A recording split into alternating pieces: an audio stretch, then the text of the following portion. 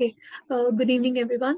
Welcome back to NPTEL live session for the course Advanced Transition Metal Organometallic Chemistry. So we are here for the discussion for week 10 lectures and the assignment problems. So we'll start with the lecture 46, which is about the hydroamination. Since last time, what we have talked about is certain different CC coupling reactions, and besides that, we also talked about, we also see like C heteroatom, carbon heteroatom bonds could also be formed. So what we saw last time was the asymmetric stellar reaction, Sonogashira reaction, C heteroatom, which involves the Buchwald-Hartwig and hydrocyanation reactions. So all these reactions we have looked so far. So in the week 10, we'll be continuing with certain C heteroatom couplings, and also we will see like how it is getting further proceeded with different kind of like C silicon or C boron, carbon silicon, carbon nitrogen bonds. So the first thing is that we are going to talk about today is hydroamination. So hydroamination, sorry about this. Today I don't have any marker with me, so just bear with me.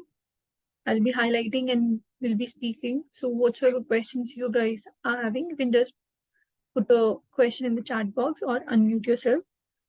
So here as a okay.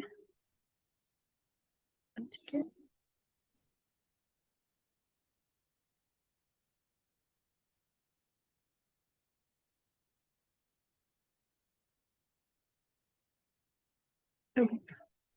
So here the addition of ammonia or primary or the secondary amines to alkenes or alkynes, they results in the formation of amines. So what they may mean here, that ammonia formula that we know is NH3. This is ammonia. Then if we have RNH2, that is your primary amine. Sorry about that. And if I have R2NH, that becomes your secondary amine. And if all of them are being replaced by R group, like all the hydrogens are being replaced by R group, and if we'll get R3N, we are not defining what R is. R could be anything. It could be alkyl or a long chain of alkyl or something. So this is tertiary amine. So what we are saying over here, okay. So if we are adding ammonia, primary amine or the secondary amine, it should have that hydrogen over there, because we are talking about the hydroamination. It is just not the N group over there. It is also involving the N bond and the H bond. So hydroamination, for hydroamination, we need a hydrogen source. So this R3N, which is your tertiary amine, it is not going to be feasible because it is devoid of any hydrogen. So addition of ammonia or primary or the secondary amine on the alkynes or the alkenes, which are the unsaturated systems, the results in the formation of amines. That is very well understood, because that would convert your unsaturated to the saturated, and the group that is being attached over there, that would be an amine group. So ultimately, you will start up with some amine group, you will end up having a different amine group. So,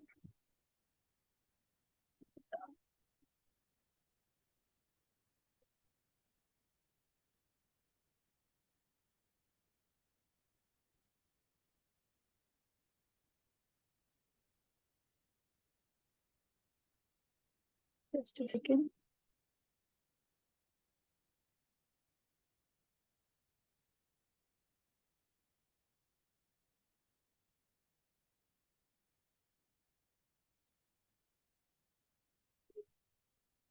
Okay.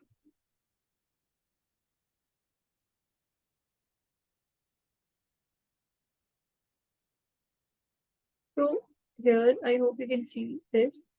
So the addition, this line is all clear. So in general, if we talk about the hydroamination reactions, they require drastic reaction conditions or the catalyst with limited applications, and being high toxic and highly costly in nature. So hydroamination requiring these reactions, why? Because when we see alkenes or alkynes or the amines, both are electronically rich moieties. They are rich in nature. So they would be having a kind of repulsion, and that kind of chemistry, if you want, you need to provide certain hard reaction condition, like temperature should be very high. You're involving some toxic substrates to let that reaction to happen. Whereas that was in absence of any catalyst. Whereas if we have a catalyst or profound catalyst, here in this particular case, we are using a titanium based catalyst, which we have read earlier, where the CP is a very known good ligand, which is going to increase the electron density. And it is found to be an excellent catalyst for the inter and intramolecular hydroamination of alkynes. So here are the two examples that we were looking at, inter and intramolecular examples. So here, if we will see that when we have taken an alkyne, this is an alkyne where R1 and R2 could be anything. So this gives you a general list or scope of substrates. You can have anything over there, and R3 could be anything. And you're giving an NH2. This is nothing but your primary amine because it is having a 2 hydrogen in nature. If it is having only 1 hydrogen and 2 R groups, then it will be secondary. So both primary, secondary, and ammonia can play in this particular role. It should have a hydrogen. So catalyst that we have taken is CP2. That means 2 CP groups are there, titanium and methyl. 2 methyls are there. So if we will carefully look into this particular thing, titanium here is in +4 oxidation state because each CP will give you -2, -1, and methyl is also going to give you the -1. So ultimately it would be +4 oxidation state. Now, if you'll see, here it is getting reduced. So what we were expecting, it would be like double bond over here and NHR3, but it undergoes a rearrangement and ultimately it will form an amine, and that we can process, and therefore ultimately we'll be ending up having amines, ketones, amino acids, etc. Similarly, this was an example where the intermolecular hydroamination was happening. That means 2 different moieties we have taken and they are getting involved into hydroamination. But what if we have a substrate and that is having capacity to undergo an intramolecular hydroamination? For example, this particular group, this particular compound is having an alkyne group. Also, it is having a primary amine group in the same substrate. So if we are giving the same condition of the catalyst and the temperatures are maintained, then there is a possibility of having this cyclic group where imine bond is formed the way it formed over here, but now it is called as an intramolecular because no other moiety is coming from outside to form this particular product, and ultimately it will also go under certain reactions to give you an excellent amount of required amines or alcohols or whatsoever you want. So let us just look at this particular reaction. So here they are starting with this particular. So this is our group. Actually, this is our particular catalyst. So which one is the active catalyst that we have to look into consideration? So here CP2, titanium, Me3, Me2 we have taken. Now when we are reacting it with the primary amine, the 2 moles of primary amine, the methyl group could take up the proton very easily from this NH2 and it will release as methane. So ultimately the 2 methyls are being lost, and now ultimately we are only having the NHR3 group, which will replace your methyl group as a methane, and 2 amine groups would be there. Right now it is a secondary amine, and if you'll see, with the further loss of one particular moiety of amine, that will take up your H group over there, it will lose as a primary amine, and ultimately you will be ending up having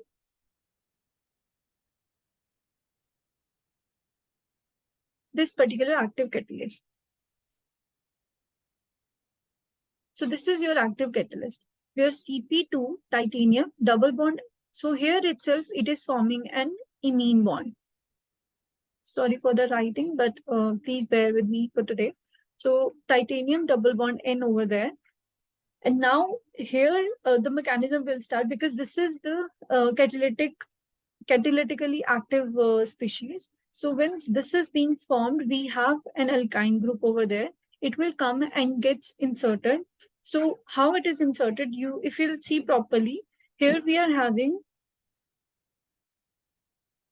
So here we are having a double bond. Here we are having also a double bond. Like triple bond is there, but we can consider it as a one double bond, one double bond. So it will undergo 2+2 cycloaddition reaction under the certain temperature conditions. So if it undergoes the 2+2 cycloaddition reaction, this titanium and N and this carbon and this carbon, they will make a cyclic ring like butadiene ring. So here titanium and nitrogen are still intact, but the one bond is being gone to make a bond with this particular nitrogen and this carbon with the titanium. So that's why the alkyne has been reduced to alkene and the double bond has been reduced to the single bond. Now when one more amine group is inserted over there, it will come and attack your titanium because of the lone pair. So NHR3 is there and one hydrogen is gone to your particular species. All right.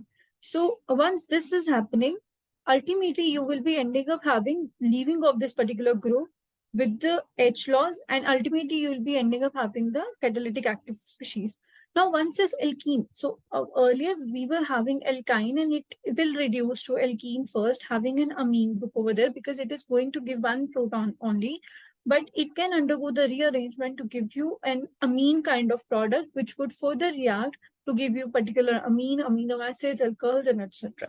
So this is the mechanism of hydroamination, which involves the reaction of primary amines, secondary amines, ammonia with alkynes or alkenes to give you a certain amount your required products of like amines or alcohols or ketones when it undergoes a certain set of reactions. But what is the take-home message for this particular reaction is, if we do perform this reaction in absence of any catalyst, it would require a high amount of drastic reaction conditions between temperatures or some toxic elements would be there, because to involve the reaction between the electronically rich moieties of amines and alkynes, both are electronically rich. So that becomes little non-feasible. But when we involve this kind of catalyst like CP2 titanium, it will undergo 2+2 cycloaddition reactions that will make a concerted mechanism, and then this mechanism would become more feasible. Now, here are the steps that has been explained, the mechanism that is involving the 5 steps. So hydroamination reaction involves the following steps: the formation of titanium intermediate species in step 1 and 2. As you have already seen, firstly, it will lose out this methyl and form this bond with the amine, and ultimately it will form this imine kind of bond, and then it will continue to proceed. So the highlighting point is 2+2 cycloaddition with the alkyne, which is the step 3. After that, aminolysis will happen of the eza-titana cyclobutene. As you can see, whenever we are having this kind of bond with the nitrogen, it is called as a eza.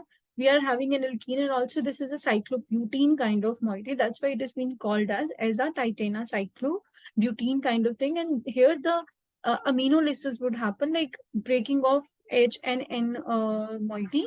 And ultimately, we will be having an elimination of enamine here. So last step is the elimination of your enamine. Enamine is like we have double bond, which is ene, and amine group, which is R and R. So that's why the 5 following steps are there for the hydroamination reaction.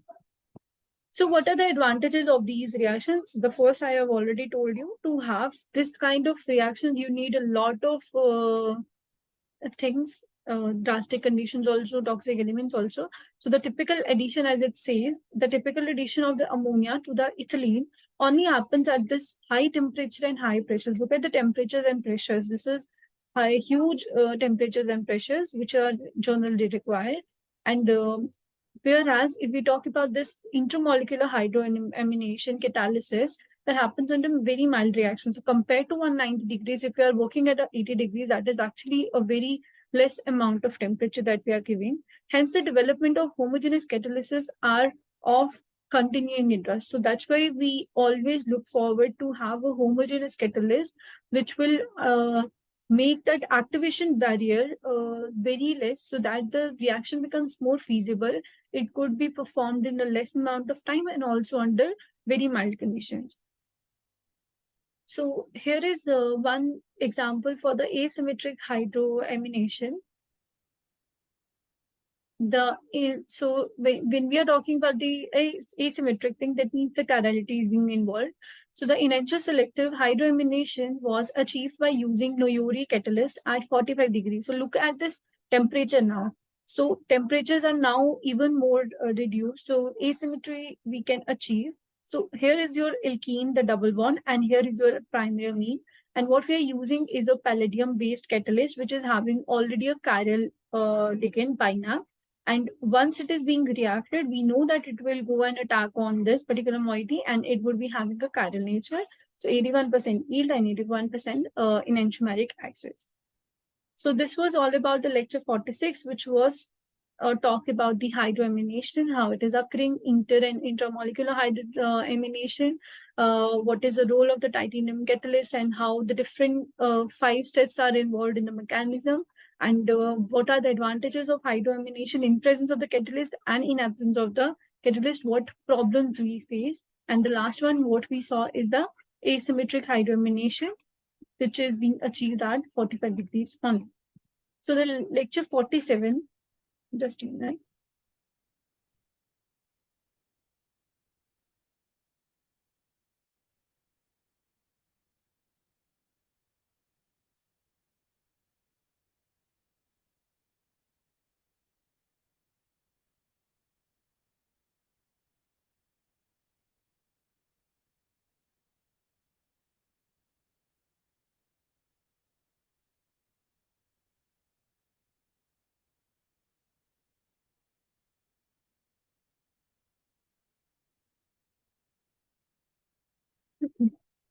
Sorry. So lecture 47, as I told, that we are going to talk about certain carbon heteroatom coupling. So first we have seen in the last lecture carbon nitrogen. We continued with that and we saw some different examples of the titanium catalyst. Now the second is the carbon boron coupling, which is called as hydroboration. So hydroboration, the Wilkinson catalyst controls the chemoselectivity of the hydroboration of the catechol borate. So just don't go with the names. We will take one thing one at a time. So here, if we'll see, so this is your catechol borane, which is having a phenyl group and oxygen BH. So this is going to break, like hydroboration will happen, and boron will go and attach with whatever the substrate that you want. And this is your Wilkinson catalyst. This is your cat. So when it follows this uncatalyzed pathway, as you can see, we were expecting like this is a substrate and we want it to attach on the alkene position. But if it is uncatalyzed, boron is having a tendency to form a bond with the oxygen because of its Lewis acidity and Lewis basicity of the oxygen having the lone pairs. So once it is uncatalyzed, it is not a direction dependent thing. So it will go and bond with your oxygen. As you can see over here, this is a formation of oxygen and boron, which becomes the main product. And alkene is not touched at all. Whereas when we employ a certain catalyst, which will undergo a mechanism and which will direct this particular reagent to attack on this alkene, and now we can see that alkene has been reduced and hydroboration has happened. At one side, hydrogen is attached, and the other side of the alkene, boron is attached. So this is our main product that we want. So how we are getting the selectivity? We are having two different kind of functional groups which are prone to get attacked by the same moiety. How we can control it? We need to have a catalyst in that matter. And here the Wilkinson catalyst, which is nothing but your rhodium, and having 3 phosphine group, triphenyl phosphine, 3 are there, and 1 chloride. It is in +1 oxidation state.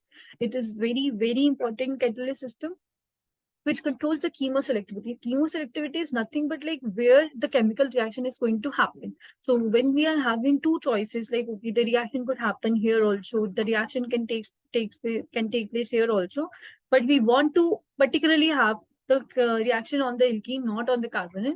So there the catalyst becomes very important. As you have seen in the uncatalyzed reaction, it will give you the product where the oxygen is bonding with the boron and not the carbon boron is being happening. Whereas in catalyzed, this becomes the main product.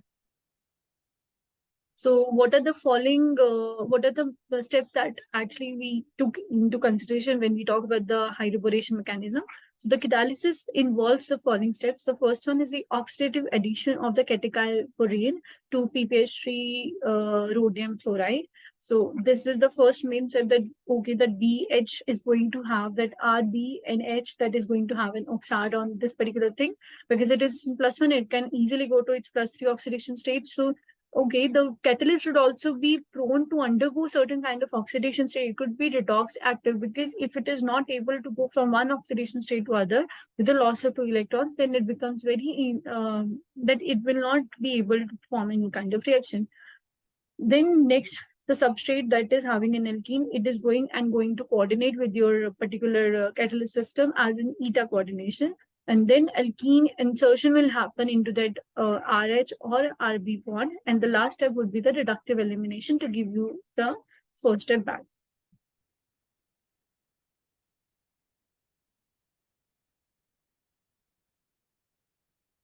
Okay, so asymmetric hydroboration. The asymmetric hydroboration of the pro-chiral alkenes. That means the alkenes which are prone that they are going to be chiral at next point of time, they need a reagent-controlled diastereoselectivity. The chirality is induced in the substrate by the chirality of the attacking borane. If our borane is already having the chiral thing, then they will induce your chirality. Hence, it is essential to use the chiral catalyst to achieve the initial selectivity. So here, when we want to have a chirality on our alkene, so what we will do, we will induce a ligand system which is already a chiral, and that will make your whole system, the catalyst system, as a chiral. So here the L star L is nothing but your binary, which is a chiral system, and you are using a BH, that means catechol borane, when you are using. So here you know that it is going to have one hydrogen and B cat over there, and both the forms, like it is in wedge shape or dash shape, so chirality is there. After oxidation, it will give you the OH, and again the chirality is maintained. So only when you need to have the chirality on your alkene, you better have the chirality in your catalyst system itself. So the best enantiomer selectivity was achieved by the incorporation of the chiral ligand binary through the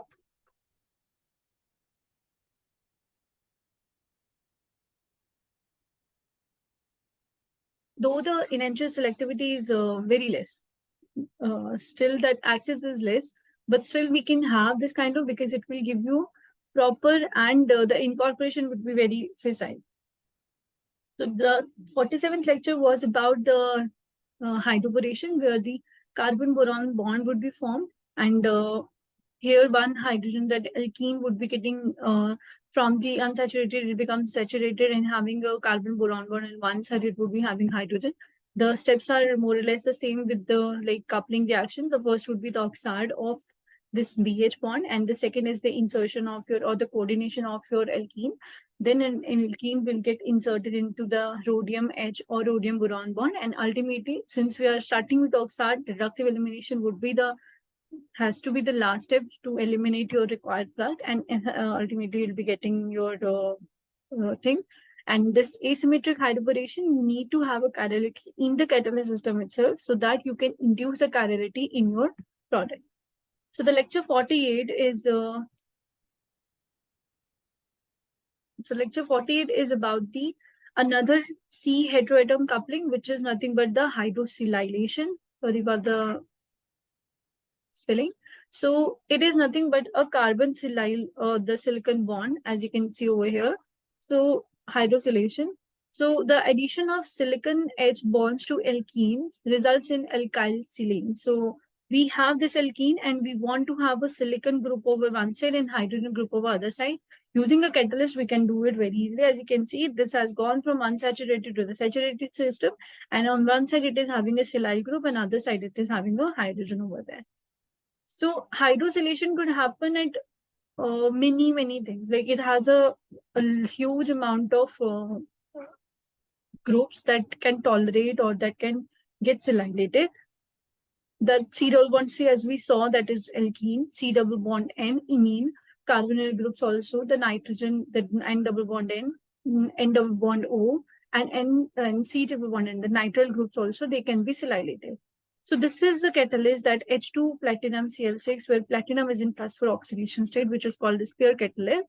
It is used as a catalyst for the non-activated C1C bond. So somewhere when we are talking about the alkenes, which already are activated, that don't require much reaction conditions, but when we have a non-activated thing, then we use a pure catalyst. So the terminal alkenes silylated more readily than the internal ones. For example, what it meant to say that if we have, so this is a terminal alkene, whereas if I'll take this is your internal alkene. So this one will get,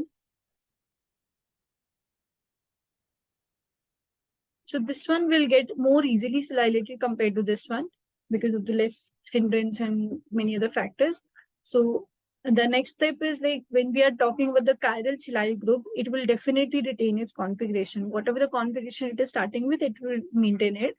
And also R3SIH firstly reduce the pre-catalyst this +4 platinum to the catalytic active species platinum to 0. So this is a reducing agent also. So it has two roles. The oxide and everything will be happening at the last, but firstly it has to reduce the platinum +4 to 0, and that does it to make the species catalytically active, and then ultimately the other steps would be happening. So these are the very important points where we can see that not only the carbon, double bond carbon, but also different kind of double bonds and triple bonds can be silylated, and the terminal alkenes or alkynes, they would be getting silylated more readily compared to the internal ones. There would be a retention of configuration if we are using a chiral silyl groups, and also the very main step in the mechanism to have the platinum 0 to undergo any further reaction, the R3SIH, which is a reducing agent also, it will convert your +4 platinum in +4 to platinum in 0. So the mechanism is as such. Here we can see that it is in +4. And when we are using a reducing agent, it becomes in platinum in 0. And the next step would be the oxide, as you can see, that R3SI, and it will form a consolid kind of triangle over there, and hydrogen is connected with the platinum and SiR3. Now the insertion will happen, and firstly the coordination of alkene will happen as this form, like both the carbon are involved in this. This is called a eta 2. Once this is happening, now the insertion will take place. So one hydrogen will go and attack on this particular species, and this will take up your silyl 3, and ultimately you will be having this product.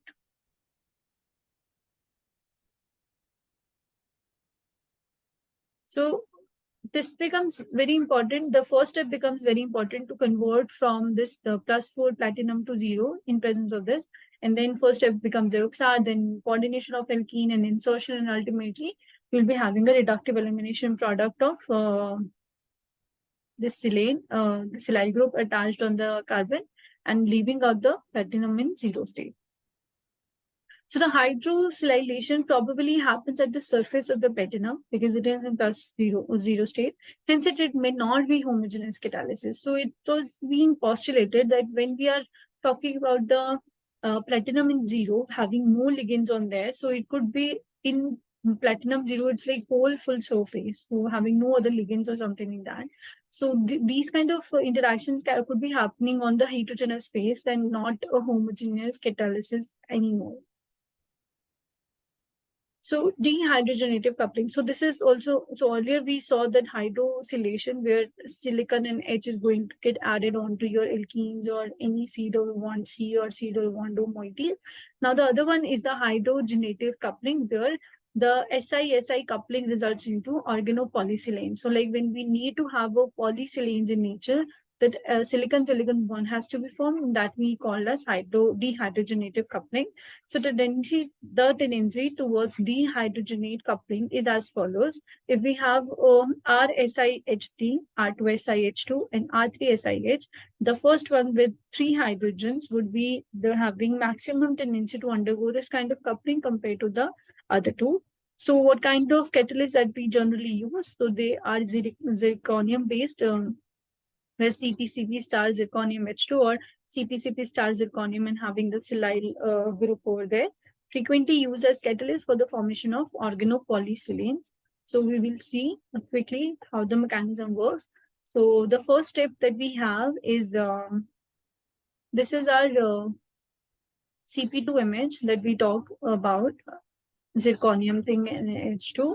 So ultimately, when we have this kind of moiety and we are using this HSIHRNH, so it could be your group, that R could be any number, and because we are not using only one moiety, it could be anything. So when we are having RSI H3, so the three H that they have talked about, one is outside, and other number could be changed. So when this is being involved, this will form a four-membered kind of ring, and with the loss of H2, you will be having this poly silicon group over there. And ultimately, when same kind of group that we inserted in the first step, that second silane would be a silyl group over there, and it will be having a bond between the silicon and silicon, and with the loss of this silicon moiety, making a organopolysilanes, we will be having a required product. So the lecture 48 is about the hydrosilation, that SiH bond, and also the hydrogenative coupling that we have seen. Now the 49th lecture is about the organometallic catalysis reactions, which is olefin oxidation. So various kind of catalysis reactions are olefin oxidation, Fischer-Tropsch reaction, carbonylation of alcohols, hydrogenation of the alkenes, hydroformation formylation reaction, and the reverse synthesis. So we will first take into consideration the olefin oxidation.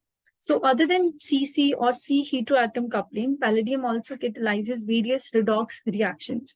So earlier what we saw in the previous lectures, that mainly the palladium catalyst was being seen to form that CC coupling everywhere. That's Onogashira, Stille reaction, then Suzuki or anything else. So, but other than that, it would also be useful in C heteroatom coupling, and olefin oxidation also it is being used. So the most important one is the oxidation of ethylene to acetaldehyde.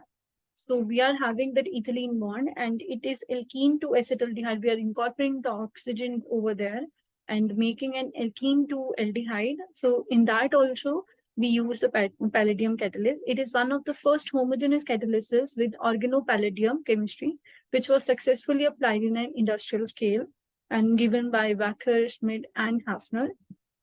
So just this being called on the name of Wacker. So how it occurs? Firstly, this is C2H4, which is your alkene, and it is being treated with the palladium Cl2, which is in +2, and the water. Ultimately, your C2H4 is going to convert it to the CH3CHO. The palladium in +2 will get reduced to palladium 0, because if alkene is getting oxidized, what is getting reduced? Your catalyst. The palladium is going from +2 to 0, and ultimately the H2 will convert it to the HCl. Now, once the palladium is in 0, to have the catalytic cycle to continue, so the palladium 0 has to be converted to the palladium +2. How it will get converted? We are using a copper chloride, which is in +2, and it will immediately take up the electrons from the palladium, make it as a +2 to +1. The copper itself goes from +2 to +1, and palladium goes from 0 to +2 states. So it becomes catalytic active again, and it can again oxidize your alkene to aldehyde. And that copper chloride again has to be regenerated itself. So the copper chloride once reacts with the HCl and in presence of oxygen, it will release the copper chloride again and H2. So ultimately our balanced reaction is the alkene in presence of oxygen. We will get the acetaldehyde, and everything gets consumed and regenerated again, and therefore the catalytic cycle continues, and the enthalpy energy that we have is -221 kilojoule per mole. So here is the mechanism for the Wacker oxidation.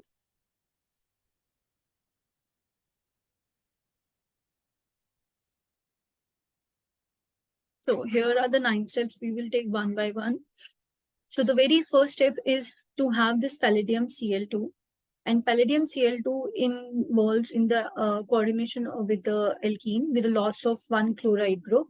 So one chloride group is going out, and so it is already in 2 coordination, and one chloride group would come in nature, and it would form a 4 coordination.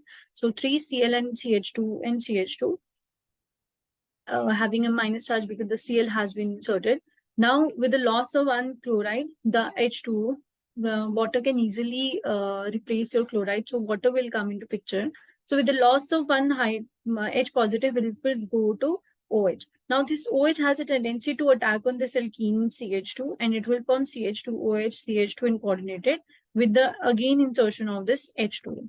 Ultimately, with the loss of one chloride group, you will be having a coordination where H is very prone to get connected to your palladium, and with that, you will be ending up having the CHOH and C double bond CH2. And ultimately, with the loss of H positive, it will form acetaldehyde.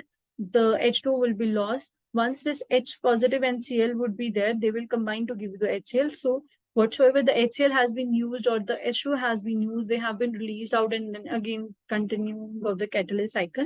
So the palladium plus 2 will go back to palladium 0. And now how the palladium 0 is coming to the palladium plus 2, you can see over here. We started with the copper chloride, palladium 0. It will lose the electrons. It will go from +2 to +1. That means copper is getting reduced from +2 to +1, whereas palladium 0 is converted to the palladium +2. We are using 2 moles of copper, so that's why it is giving 2 electrons palladium, and it is going one at one time. And if we need to generate the copper in +2 again, we are employing the oxygen in presence of the HCl, it will give you the CuCl2 again with the loss of water, which is anyway going to be incorporated in the mechanism. So this is how the Backer mechanism took place, and it is having more number of steps that you need to remember. So better to practice a lot. So there is an explanation how the olefin oxidation is happening. So the first step is the C ligand trans to the ethylene is replaced by the water, and because of the trans effect, then isomerization, the transtosis is happening. That proceeds through oxopalladation step 4, and the addition of the palladium +2 and OH to the CC bond needs the cis deposition. Then OH is going to attack on the coordination sphere, and no deuterium is found in acetaldehyde when reaction is carried out in D2. Hence, it follows the beta hydride elimination, insertion, and the reductive elimination. The acetaldehyde is formed from the alpha hydroxylethyl sigma complex. So this is a bit explanation for these reactions. Now, if we talk about the regioselective olefin oxidation, olefins with 3 or more carbon atoms are oxidized regio-specifically to ketones. The terminal alkenes form the methyl ketones. The formed carbonyl moiety accepts the nucleophile in Markovnikov addition. So this goes as Markovnikov addition. So anyway, when we are having a terminal alkene, we will form the methyl ketone if we are giving a palladium Cl2 and copper, this particular Wacker addition. So it will be forming a C-double bond O. Similarly, acetone can be obtained if we are using a propene. Now the chemoselectivity, if you have an alkene and if we have an aldehyde, it would definitely oxidize your alkene in presence of the aldehyde. So this much selectivity is being there. That's why we call it as a chemoselective oxidation. So it will not going to hamper anything on this aldehyde, and the alkene group only is going to convert it to the ketone. So water oxidation not only just happens in the aqueous medium, that water, it also happens in non-aqueous medium. Depending upon the non-aqueous medium solvents that we are using, it will change up the solvent, because water does play a lot of role having the OH group, and therefore if we are using ROH, that will give you the OR. If we are using the HO acetate, that it will give you the O acetate. So ultimately, when we are using H2, it will give you the acetaldehyde. But if we are using a ROH, then the one bond would be having OR. And if you are using an acetic acid, then it would be giving you a O acetate over there. So the last lecture for this particular week is the organometallic catalysis reactions. Ultimately, this is again the olefin oxidation. So the acetoxylation of the olefins, that means how the acetyl group is getting attached on your carbon. So the synthesis of vinyl acetate polymer building block that got industrial importance. So we are using this alkene and oxygen and acetic acid in presence of the salts that we have talked about, the palladium Cl4, AuCl4 on silica gel, these reaction conditions, and ultimately we will be having an acetyl group on the carbon. Butane diol from butadiene. So if we need to have a diol over there, we need to firstly perform the acetoxylation. the acetyl group would be there on the both ends in the alkene, and ultimately first it will be reduced to unsaturated thing, like double bond would be reduced to a single bond, and in presence of the acidic hydrolysis, the acetate group will be converted to the OH. That's why we end up having butane diol from the butadiene and chloroacetylation of the olefins. So it happens if HCl is used in instead of the HOA acetyl group. So here, firstly, we have used a lithium chloride and lithium acetate group and palladium acetate over there. So one side it would be having an acetyl group and another side would be having Cl. Now, when we are using again, this is a coupling reaction where if we have a halogen group over there, it will definitely lose and this carbon will get attached to the CN coupling in presence of the palladium reaction, and ultimately we will be having chloroacetoxylation of these olefins, and we can have any further kind of reaction because the chloro group is very easily to be changed by any other groups. The next important reaction is the Halkan or Arco oxidane process. The epoxidation of the propene with the alkyl hydroperoxide that will give you the propene oxide, and which can further converts to glycols, glycolethers, alkanolamine, etc. So here we have an alkene, and in presence of peroxide, we are using a molybdenum catalyst, and ultimately, as you can see, this is going to form a epoxide ring, and butanol is going to happen, and this is forming in tons per annum. Like, look at the numbers, 3 into 10 to the power 6 tons per annum it is being formed. So it is industrially being used and to make a lot of products.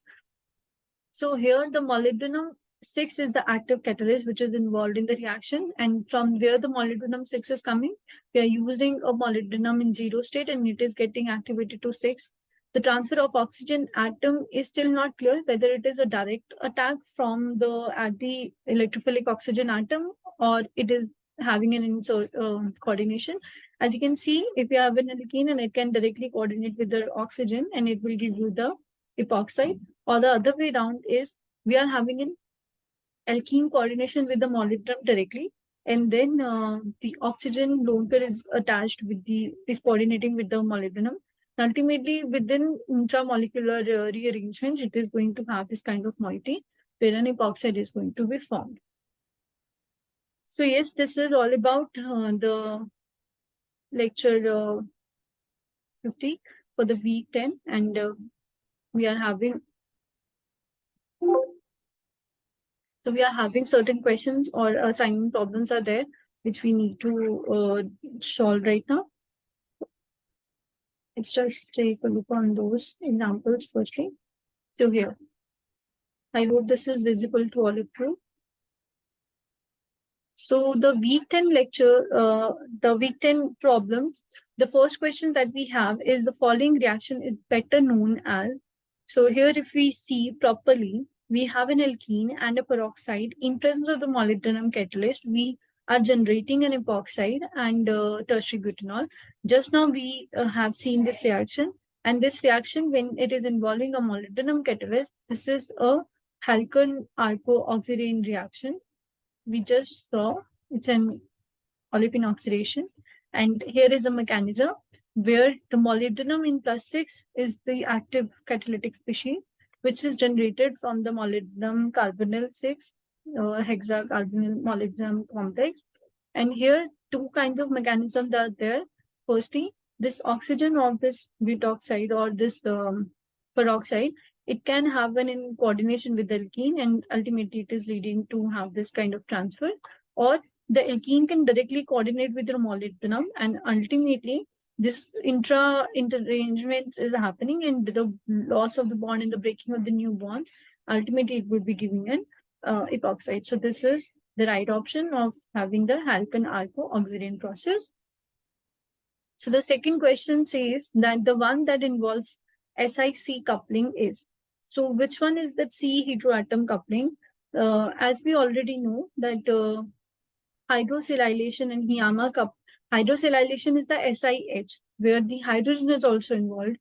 Dehydrogenative coupling is nothing but your silicon-silicon bond formation to give you polysilanes.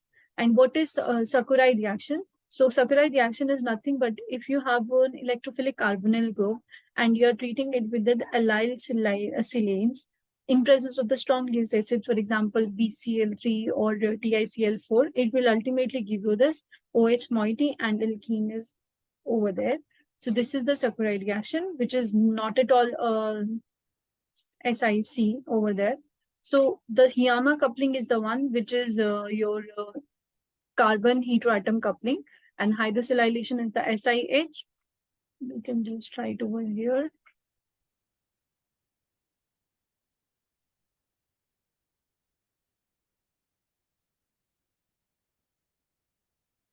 So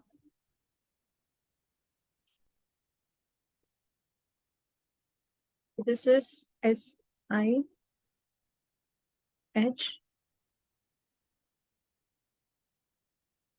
Okay.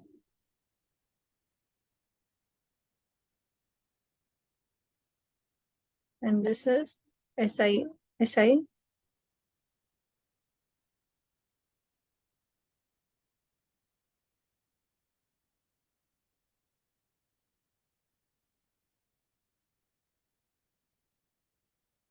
So this is the only one where we are having Si. C.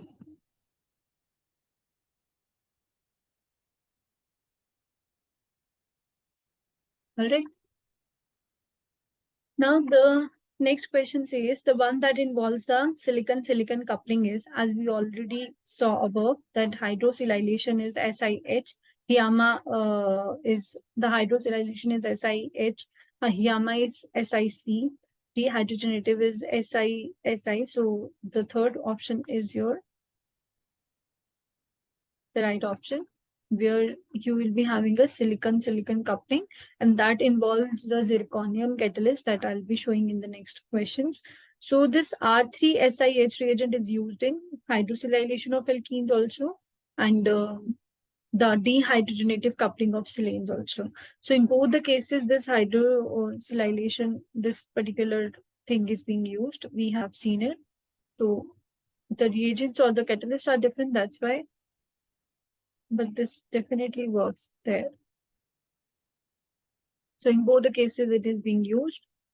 So the active titanoamino species carries out the hydroamination of alkynes via. So we have seen this kind of titanium imido moiety in hydroamination mechanism. So is this a nucleophilic substitution, electron transfer, elimination, or the 2+2? It is understood when hydroamination we are talking about, it is undergoing a 2+2 cycloaddition. We have already discussed it. So we'll just quickly see the mechanism. So here is the first step that we have talked about, that this methyl will get reduced and will be forming a methane, and amine group would be incorporated on the titanium. With the loss of one amine group, it would form a amido group. This is the amido group that they are talking about. And ultimately, in the next step where the coordination of your alkyne is there, so this undergoes a 2+2 coordination mechanism, right? So this is what we are saying about. This is 2+2 cycloaddition.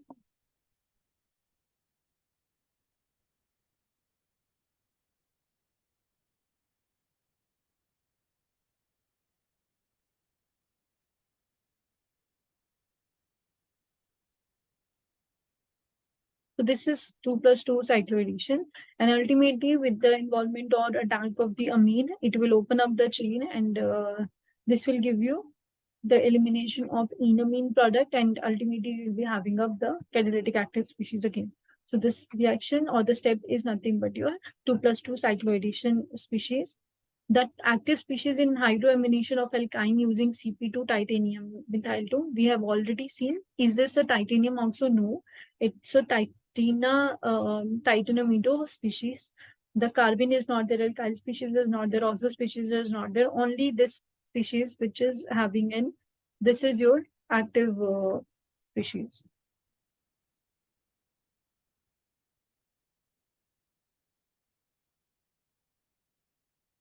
Active catalytic which is okay, this one. Now the amines can be prepared by. So if we are adding ammonia to alkene, this will also give you an amine. So this is a right option. If you are having an addition of secondary amines to alkynes, this will also give. If you are bubbling nitrogen gas to a solution of alcohol, no. Addition of primary amines to alkenes, yes. So it needs to have a H bond over there, as we have seen, we have talked about, like the nitrogen or the amine that we are choosing that needs to have a hydrogen. If it is devoid of any hydrogen, it is not going to give you the required product. That's why the tertiary amines or the devoid of amines like nitrogen also, it is not going to help in giving you the amines. So these three are the right options. So when you are looking at the question, you need to understand that there could be more than one possible answers also. So just don't stick to one possible answer. Okay, first line we have seen, okay, that addition of ammonia or the primary amines to alkenes is happening. This could be only option. Just look around the other options also and you will get to know about the possible solutions.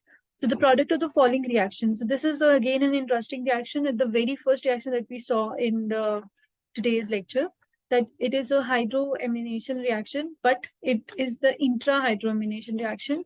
So what could be the possible product? We have an alkyne, we have an amine group.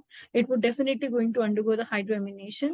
As you can see, it needs to form a cyclic group. This is not going to be the product, so that is out of that purpose. So alkyne is undergoing to either form an alkene or ultimately it will rearrange to form an amine bond. So you can see this cyclization and this is not going to happen. Only the C option is the right one. And this is the mechanism, the general mechanism, where we have already discussed how it is going to enamine bond titanoamido species, and ultimately it is giving you the cyclic group, and with the release of this double bonded NR3. This is also same, but it's just a cyclic thing that you are having an imine bond over there. Rest cases that you see that this is not helping. The ninth question is also very straightforward. The following product can be synthesized by using this titanium catalyst from the substrate. So they have given the product and now you need to find out the substrate. So it is also the same that we need to have an alkyne at this particular position. And if you will see properly, so we need to have a primary amine, that NH2 over there. So this is going to be useful. So the B1 is the right option. This is already the product, so this is the wrong option. And also here, there is no alkyne. This is an alkene. So this is also wrong. Here it is having an amine already. So to attack over there becomes more difficult. And the last question says that organopolysilane formation is catalyzed by. We know that nickel for titanium. Titanium is for hydroamination. Nickel is generally used for some different kind of reactions. Platinum, Cl6, we saw in Wacker synthesis. Only the CP star zirconium, it is the one catalyst which is involved in formation of this organopolysilane kind of moieties. And here is the mechanism. When we are starting with the CP2MH, the selene is going to enter, and this is a like a cyclic product with the loss of H2. This H2 that bond formation has happened. This will undergo loss of H2 and ultimately it will form this kind of moiety attached with the metal. And when another moiety is coming into picture of that selene, and there would be a bond formation with silicon and silicon, and ultimately we will be having a polysilane group. So this involves a zirconium or titanium or hafnium. Generally, it happens with the zirconium. So here we are done with the assignment questions also. So if you guys have any question, you can just unmute yourself or put a question in the chat box. We will quickly take up your questions and see what other things are there.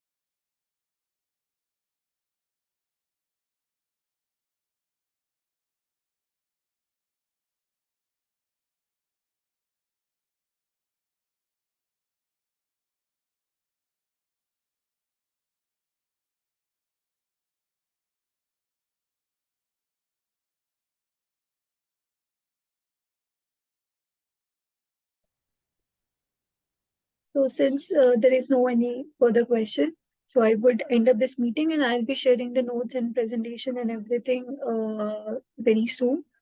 Hope to see you all in the next live session on next Tuesday from 6 to 8. Thank you so much.